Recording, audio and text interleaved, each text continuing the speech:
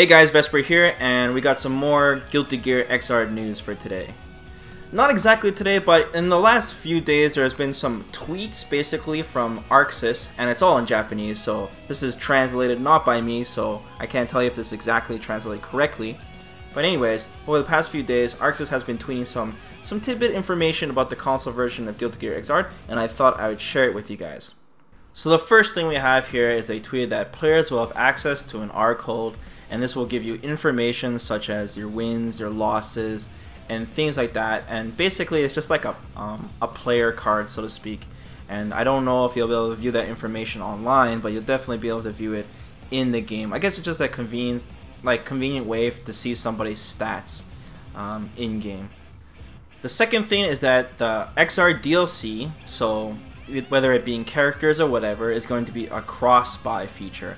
So what this means is that if, let's say you bought XR on the PS3, and then later down the road you want to upgrade and get a copy for the PS4 version, you'll actually get to keep your DLC content that you already bought or downloaded, which is pretty damn sweet, man. Anything that saves you money is always a good feature, and I'm sure it's PS4 to PS3 as well. I don't know why you'd want to downgrade, but you know, so that's pretty cool. Remember, the only difference from the PS3 and the PS4 version that I know is that the PS3 version is going to be in 720p and the PS4 version is going to be in 1080p, and they'll both be running in 60 frames. I think they have to be running in 60 frames because there's going to be cross-play action online, and if both games are running at different frames, it's going to be pretty damn messy. So that makes sense that they'd be so similar. So it's definitely just like a graphics upgrade. But of course, this doesn't mean that if you buy XR for the PS3, you're going to get it free for the PS4. That'd be just too nice. But like I said, anything that saves you money, man, is sweet news. Speaking of saving money, man, I'm godlike with my segues. The new DLC character is Sin. He's actually not a DLC character. You're actually going to be able to unlock him in the game. And I don't know exactly how that works, but there's going to be a point system. Somebody correct me if I'm wrong. But basically, you collect points in the game and you can unlock them. So that means I gotta bust my ass and unlock them as soon as possible. So that means the only DLC character is actually Alfette and Leo. So keep that in mind. Another cool feature that they're adding is basically you'll be able to designate your default character online for your matches. So basically it just means that you'll be able to bypass the character select screen when you do your matches if you have like your default character, which is pretty sweet. It saves some time, you know. But I don't know, if the opponent doesn't do that, then you're going to be waiting for him. But I'm sure if everyone's going to have their main character, you know, it's Giruti Gia. It's not really the game where everyone mains every type of character since they're so different from each other. But that's cool, man. It saves some time. There's also been another tweet where you can join online and player match rooms at the same time, and of course you can switch between them on the fly. And I guess that's cool. You can save some time between that, and if you just want to chat with people or play matches, it's just a convenience thing. As well as the replays are saved online and offline, which is cool, because if you're playing with your buddies and you got some matches you want to save, or if you want to review it and know why your buddy's kicking your ass or whatever, and you want to examine your matches, that's really convenient too. Another cool thing too is there's going to be a replay feeder, and you're able to watch your replays with other people too, so that's really cool. Especially if, like, I don't know, like for example, if Killy has some pretty cool matches and I want to upload them on the YouTube, you know, I could just watch it from here at home and then upload it for him. So that's gonna be pretty sweet. Another cool feature, and this has to do with network delay, you can simulate it in training mode. This is nothing new.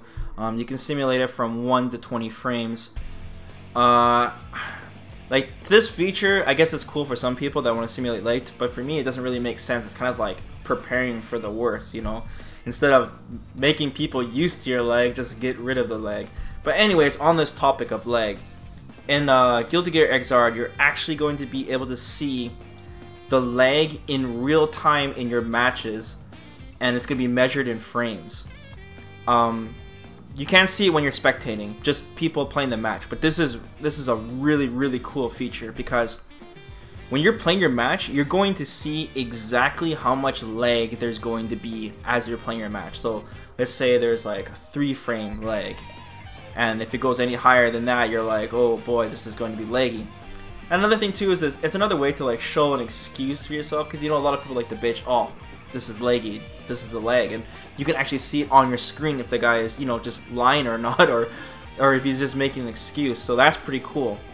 And also it shows that like just because one guy is full green bars and this other guy is full green bars, you're going to see literally who is lagging more than the other. And honestly, it's just really cool, man, especially that it's measured in frames, so you'll know exactly how much delay there is on your inputs.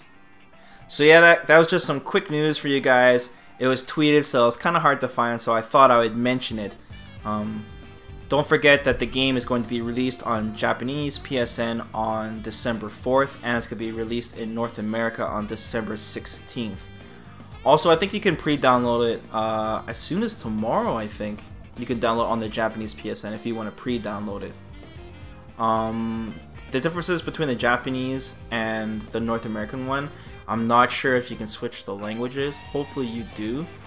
If you can switch the languages and it's going to be all in Japanese for the Japanese version, since I'll be getting both copies, I think I will wait and for the North American version before I do the trials for the game, because honestly I want the inputs on the screen to be in English, so that's one thing I'm planning to do. But of course I'll be able to start the tutorial right away, whether it's in Japanese or English, because we won't need subtitles for that kind of stuff.